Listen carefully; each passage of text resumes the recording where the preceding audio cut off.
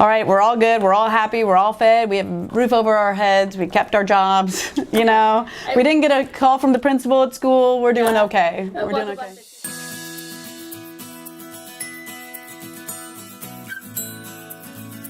I think there are pros and cons to both. We had a lot of great fun before we had kids, and we were able to focus on our careers and build that, so that was great. When I finally graduated from law school and found a stable, firm job, I felt like I was finally ready. Well, I wanted to get my career established and get a good foundation before I brought kids into the mix, because I knew that was going to be tough. My husband and I have been married this year for 17 years, and so people that find out I have an 8-year-old are always a little bit surprised when they find out I have been married that long. But once you get past 35, they put that label on you, AMA, advanced maternal age.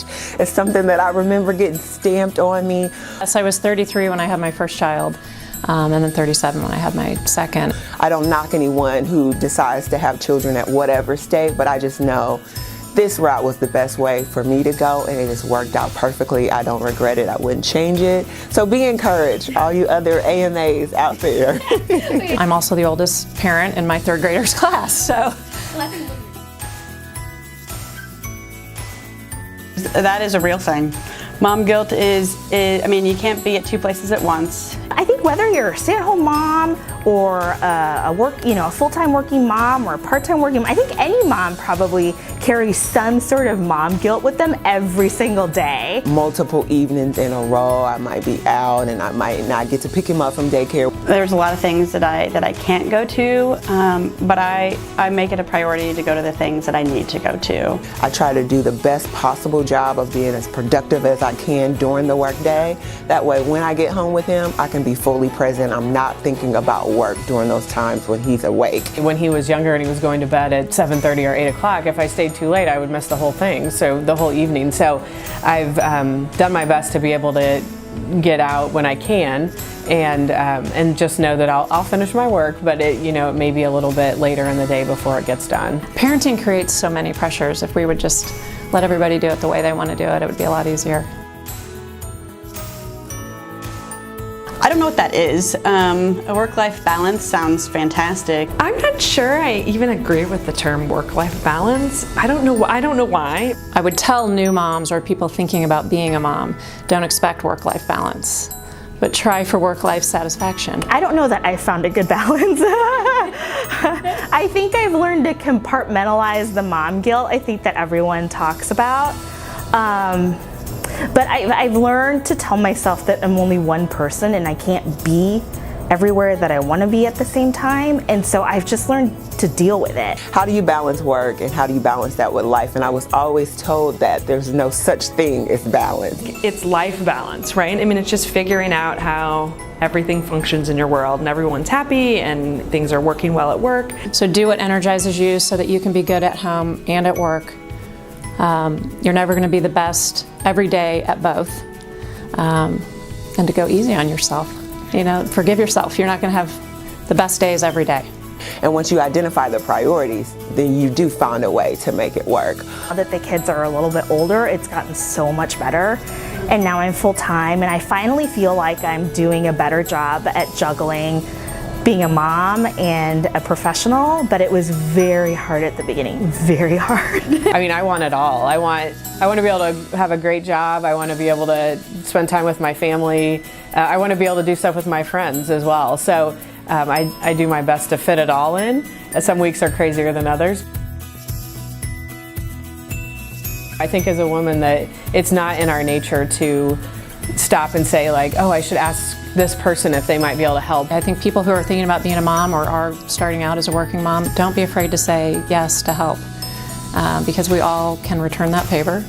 Even though I work, I find a lot of ways to give back. My husband's fantastic. I mean, we are partners in raising our kids. I think that is an incredibly important part for women being successful in business, and kind of finding that life balance is having a partner that supports them and actually shares in everything. I ask for help consistently, all the time. I can't do it alone. I don't pretend like I can. Even with a dual parent household, we need help all the time. We both have demanding jobs, and we ask our parents for help. We've asked, our neighbor is our babysitter. We use our resources. Can you take Grant to baseball, and just being okay with that, knowing that at least he gets to go, even though I can't take him.